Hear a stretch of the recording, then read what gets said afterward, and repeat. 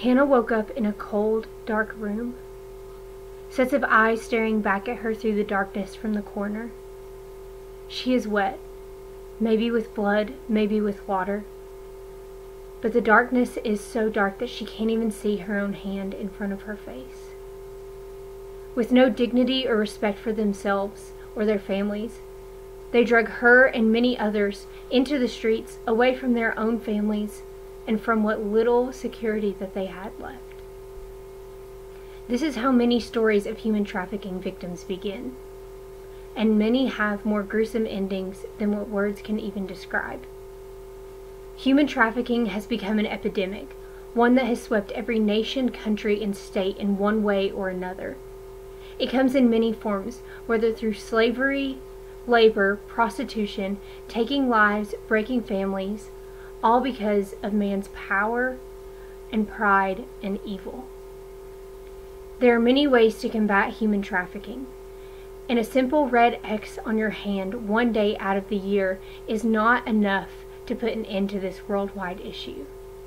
During this time, I hope that you see the real implications and are driven to action to put an end to human trafficking. Human trafficking affects millions of men, women, and children and families around the globe for decades, and has become an intercontinental crime and violation of human rights. According to the United Nations educational and scientific and cultural organizations, estimates range from 500,000 to 4 million people are trafficked through some form, whether through slavery, prostitution, or labor, annually. According to the Global Report on Trafficking, the most heavily trafficked area of the world is Europe and Asia. Trafficking can come in many forms and is not limited by race, location, gender, or ethnicity. According to Cosman, 49% are women, 18% are men, and 33% are children. Many people are not aware of the large amount of trafficking victims. Human trafficking in of itself is simply caused by evil. Human trafficking can date all the way back to the 1400s, and where the timeline begins of slavery across nations and across continents. It is one man's desire to have power and be in control that translate into human trafficking and slavery of men, women, and children. In some countries, we are even seeing this in the adoption agency. For example, in Uganda, there are many children that are being taken from their families and put into orphanage to be sold as orphans when their paperwork is being changed without their families being acknowledged. And many Americans are finding themselves in situations where they are adopting children who actually have families. And unbeknownst to them, this is a form of human trafficking when a human being's rights are stripped away and they're being sold for another purpose and another man's gain. Many bills have been passed in many countries, and including the United States, but have failed to hit on the one point of being able to actively put an end to human trafficking. The pornography industry has become a vital part in human trafficking. Until this part of human trafficking is stripped of its importance and necessity in the lives of people, the trafficking industry is never going to stop. Many women, children, and men are suffering the consequences of this evil and are being killed and forced to perform heinous acts, all for one person's gain of being in control. Pornography, in its direct correlation to the sex trafficking industry, has been a fire underneath human trafficking that has just been growing and growing for years at a time. It is being funded and accessed by the same people who are making efforts to try and stop human trafficking, but are not realizing that their hands with the red X's that are clicking on sites and watching movies and DVDs are funding the human trafficking efforts of these certain nations and people. Now it's time to get into how can you get involved, how can you take a plan of action.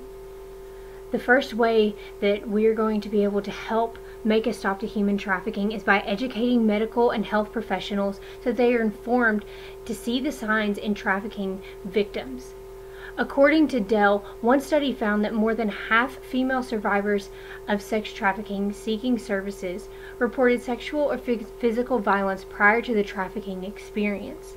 Nearly all reported physical or sexual violence during the trafficking situation.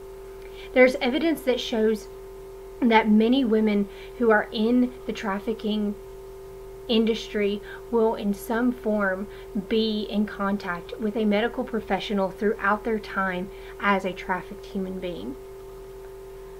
The second way that we are going to be able to stop the human trafficking industry is to put an end to the pornography industry. Although this is a very huge industry that has billions and billions of dollars being poured into it year by Americans and people across the world, many women who are freed from this industry have a tendency to return to it due to not having the resources to live life on their own. It is time that the internet filters content and that it's not so easily accessed, so therefore the money that is being put into this can be drained.